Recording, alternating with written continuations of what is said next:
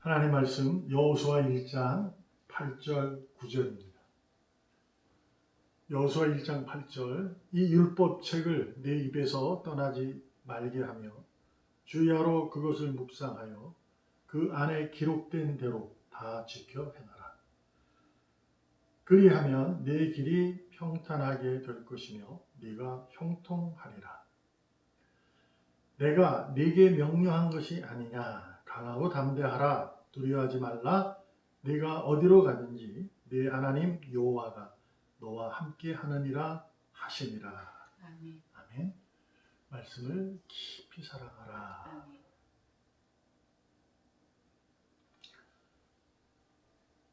주님은 우리에게 명령하셨습니다. 강하고 담대하라. 두려워하지 말라. 네가 어디로 가든지 나는 너와 함께 한다. 예수님께서 부활하시고 제자들을 500명 만난 이후에 하늘로 오르시기 전에도 같은 말씀을 하셨습니다. 너가 어디에 있든지 내가 너와 함께 할 테니 너는 복음의 사자가 되어라 라는 거죠. 복음을 전하는 자는 이 땅의 삶을 살아갈 때 억울한 일과 힘들고 어렵고 그런 일을 겪게 됩니다. 그때 주님께서 말씀하시고 오늘도 말씀하신 것처럼 두려워하지 말아라. 강하고 담대하라. 내가 너와 함께한다. 어디서 언제든지 무엇을 하든지 라고 말입니다. 하나님의 자녀로서 이 땅의 삶을 살아갈 때 강하고 담대하며 두려움 없이 살아갈 수 있는 유일한 근본적인 이유는 말씀으로 말미암은 삶입니다. 말씀대로의 삶이 바로 이기는 삶인 줄 우리는 알아야 합니다. 이스라엘 백성들이 애굽에서 모세에 의해 건짐을 받아 가나안 땅으로 갈 적에 40년 동안 광야에서 이 모양 저 모양 여러 가지 일을 겪게 됩니다. 그것은 광야에서 하나님께서 자신의 백성으로 만드시기 위한 훈련이고 양육이었다는 것을 우리는 알고 또한 이스라엘 백성들도 겪으면서 알게 될 겁니다. 하나님의 사자로 하나님의 이끄시는 인도자로 지도자로 세웠던 모세에 의해 이스라엘 백성들은 그가 하나님의 말씀을 대언하는 자이니 그가 말씀할 때마다 따르며 순종하며 가면 모든 것이 일사천리로 이루어졌고 승리의 길을 걸어갔습니다. 그러나 약속의 땅을 눈앞에 두고 모세는 그 땅에 입성하지 못하고 느보산에서 120년 정도 살에 그는 하늘나라로 가게 됩니다. 그래서 그의 지도자의 역할에 여호수아가 맡게 되죠. 이제 여호수아는 하나님께서 애굽에서 건져낸 이스라엘 백성들 그들을 가나안 땅으로 입성시켜야 할 모세의 책임을 본인이 지고 들어가야 합니다. 40년 동안 방황을 끝내고 이제 약속의 땅으로 들어가야 합니다. 그러나 여호수아도 알듯이 이스라엘 백성 모두도 알듯이 가나안 땅 약속의 땅에는 이미 거주민이 살고 있었어요. 그러니 이스라엘 백성들이 그 땅으로 들어올 적에 거주민들이 어서 오세요. 아이고 잘 오셨습니다. 하나님께서 여러분이 오시면 우리가 있는 자리를 비워주라 했네요.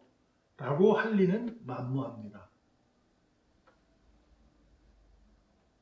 그 땅으로 들어가야 하기 때문에 모든 이들을 점령해야 하기 때문에 그들에게는 필요한 것이 있었습니다. 그것이 바로 힘이죠. 능력. 삶을 살아갈 때 필요한 재능 같은 거 말입니다. 그런 것이 있어야 거주민을 이기죠. 약속의 땅에 있는 그 거주민이 이기려면 힘이 필요한 거예요. 약속의 땅으로 들어가기 위해서. 그래서 여호수아는 두려운 모습이 있었습니다. 하나님의 명령에 강하고 담대하라, 두려워하지 마라, 내가 너와 함께하리라 라는 약속의 말씀을 모세를 통해서 듣고 또한 자신이 지도자가 되었음에도 들었음에도 불구하고 그는 두려운 거죠. 어떻게 하면 이기지? 정말 이길 수 있을까? 모세가 지도자로 있을 때는 자신은 그저 모세의 명령을 따라 다 싸우면 됐었어요. 책임은 모세가 지는 겁니다. 근데 이제는 자신이 모든 책임을 져야 할 상황이 있으니 이제 두려운 겁니다. 그때 하나님께서 그에게 말씀으로 다가오신 거죠.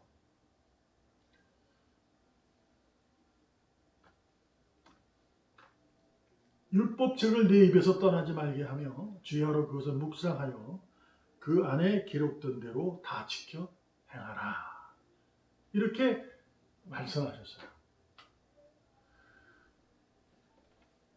여호수아와 이스라엘 백성들이 필요한 것은 힘이었어요. 거주민들을 이길 수 있는 힘이요. 근데 하나님께서 말씀이 뭐라 하냐면 말씀이다 이렇게 얘기합니다. 그 말씀을 지켜 행하면 된다. 뭐예요? 그것이 힘이다 그렇게 말하는 거예요. 우리가 세상에 살아가면서 하늘나라의 소망을 두고 살아갈 때 오늘 본문처럼 그리하면 내 길이 평탄하게 될 것이고 네가 형통하리라 라는 만족의 기쁨의 단어, 이것을 느낄 수 있는 유일한 해결책은 말씀에 따라 지켜 행하는 순종입니다. 그것이 평탄을 인도하고 형통의 길을 허락하게 된다는 거죠. 그러므로 하나님의 자녀는 말씀으로 살아가는 자들입니다. 말씀에 의해서 말씀으로 말미암아 살아가는 거예요. 약속인 거죠. 하나님의 약속. 약속은 주님. 그러니 우리가 주님을 믿는 그 믿음에 의한 삶은 반드시 이깁니다. 평탄하고 형통합니다. 8절을 쉽게 이해하면 이렇게 말을 바꿀 수 있어요. 말씀을 잊지 말아라. 내 입에서 떠나지 말라는 건 말씀을 네 입에서 항상 외워라는 얘기잖아요. 그러니까 말씀을 잊지 말라. 묵상하라. 이거는 이제 가만히 있으라는 얘기가 아니라 말씀을 되뇌면서 그것에 대한 생각과 마음을 정해서 지켜 행하는 거예요. 그러니까 말씀이 무엇인지를, 그 의미가 무엇인지를 배우고 익혀간다 그런 얘기예요. 명상하는 것이 아니라 익히면서 이런 거구나 하고 지켜 행하면 된다라는 겁니다. 그러니 어떻게 해야 돼요? 여러분과 저는 이 세상을 이길 수 있는 유일한 방법인, 세상에 힘을 가지고 살아갈 수 있는 유일한 것은 말씀임을 기억하시고 말씀을 사랑하시기를 바랍니다. 그런데 깊이 사랑하셔야 그 이유를 우리가 해보려고 합니다. 자, 말씀으로 가나안 땅에 거주민을 이길 수 있어요. 오늘 세 가지가 오늘 약속되고 있지만 그래서 하나입니다. 왜냐하면 내가 너와 함께함으로 너는 강하고 담대한 자다 이렇게 되는 거고요. 강하고 담대하다는 것은 두려움이 없다 그렇게 되는 거잖아요. 물론 나눠서 할 수 있어요. 강하고 담대함, 두려움, 하나님 함께. 그리고 8절에 있었던 평탄과 형통. 이것이 뭐냐? 하나님이 함께함으로 있는 겁니다. 하나님이 함께한다라는 것은 우리가 알잖아요. 근데 하나님이 영이시니 우리가 볼 수가 없어요. 하나님이 영으로 보지 못하니 우리가 그것을 알 수 있고 함께함을 알 수 있는 것은 말씀인 거죠. 말씀인 거예요. 말씀이 내게 있는 거예요. 성경이라고 이해할 수는 있는데 성경은 엄밀히 얘기하면 책입니다. 성경이 귀한 게 이게 성경책으로서 중요한 게 아니에요. 바이블이라는 것은 어떤 의미예요? 성경이라는 의미예요. 성경이라는 것은 정도 이런 의미예요. 바이블이라는 얘기가. 그러니까 성경책이 중요한 것이 아니라 성경의 약속의 주인공이 누구냐? 주님이라는 거죠. 주님이 나와 함께 한다는 거죠. 그런데 주님은 하늘로 오르셨거든요. 그래서 보혜사 성령님이 오셔서 내 마음에 가득 채워서 주님을 알게 하시고 주님의 길을 걷게 하시는 거예요. 그분이 생명이요 길이요 부활임을 알게 하시는 거죠. 그러니까 내 자신이 이길 수 있는 것은 말씀으로 이긴다라고 하는 거죠. 그러면 어떤 거냐? 성령에 의해 내가 살아가는 것을 말하는 거야. 그게 뭐예요? 함께 하신다는 거죠. 하나님이 영신이 안 보여요. 함께 하는지 어떻게 알아요? 주님이 가시고 오신 보혜사가 내 안에 있기 때문에. 그래서 내가 그분을 알게 되고 그분의 가르침을 되뇌이게 되고 묵상하게 되면서 지켜 행하게 되는 겁니다. 그러므로 여러분과 제가 말씀을 사랑할 수 있어야 돼요. 근데 오늘 깊이 사랑하라고 부사를 적은 이유는 한 가지예요. 사람은 누구나 이 세상의 것을 사랑합니다. 나쁜 것을 사랑하지는 않겠죠. 내게 행복을 갖다 주거나 내게 기쁨과 만족을 줄 수 있는 것들에 대해서 우리는 사랑합니다. 그래서 아내를 사랑하고 남편을 사랑하고 자녀를 사랑하게 되고 또한 돈, 권력, 명예를 사랑하게 됩니다. 그 사랑에 대해서 잘못 절대 아닙니다. 아내를 사랑하는 거 잘못된 건가? 자녀를 사랑하는 거, 돈을 사랑하는 거 잘못된 것이 아니에요. 그래서 깊이 사랑하라는 얘기는 뭐냐면 그 사랑하듯이 말씀을 사랑할 때 깊이 하라는 얘기입니다. 곧 아내, 남편, 자녀, 돈, 명예, 권력을 사랑할 때 이걸 깊이 사랑하면 어떻게 될까요? 우상이 되어버리는 거죠. 하나님이 허락하신 것에 대해 내놔라, 이삭을 바쳐라 하는데 안 주는 거죠. 우상입니다. 그래서 깊이 사랑할 것은 말씀뿐이다. 그러니까 세상의 것을 사랑하십시오. 그러나 그 사랑하듯이 말씀을 사랑할 때 똑같이 해야 됩니다. 그러나 깊이. 왜? 내 마음에 녹아들어야 되거든요.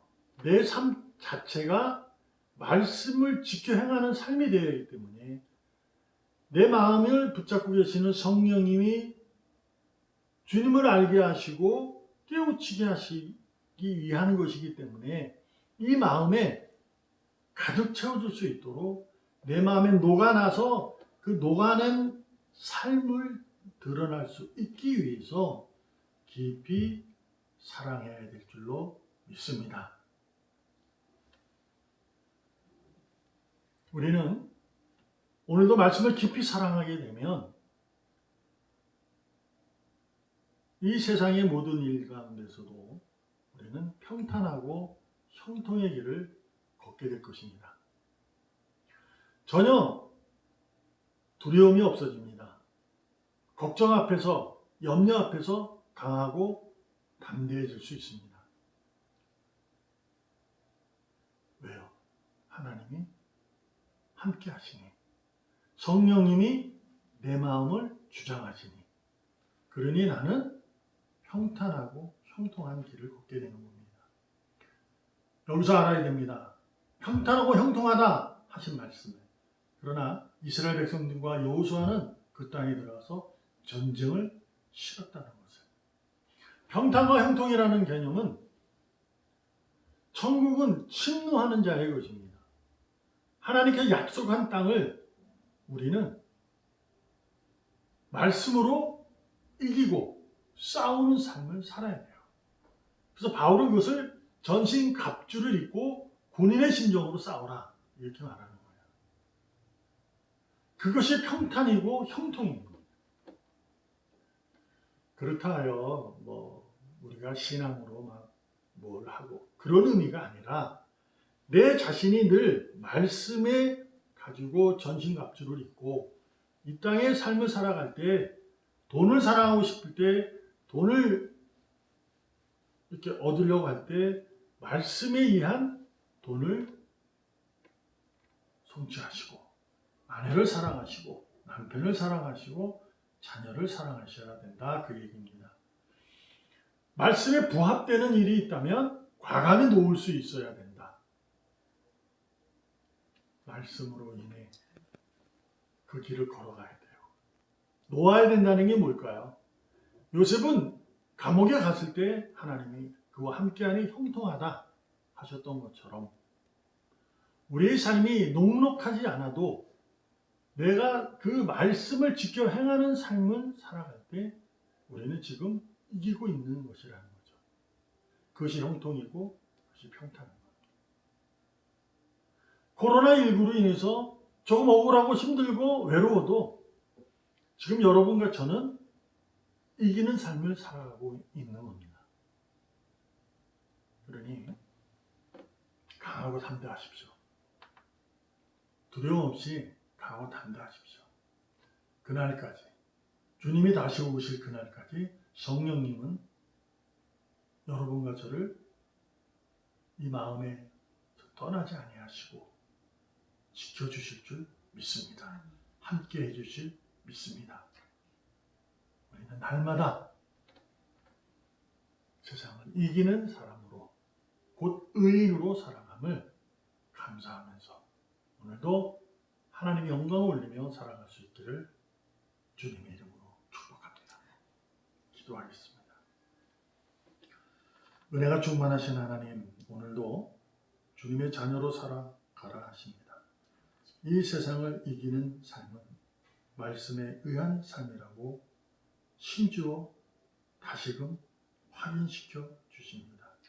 아버지 하나님, 듣고 흘리지 않게 하시고 마음에 새겨서 믿음의 충만함으로 말씀을 깊이 사랑하는 삶을 지켜 행할 수 있도록 용기를 주시옵소서. 강하고 담대케 하여 주시옵소서. 두려움 없게 하여 주시옵소서. 말씀을 깊이 사랑하는 하나님의 자녀로 이기게 하여 주시옵소서. 살아계시는 예수님의 이름으로 감사하며 기도합니다.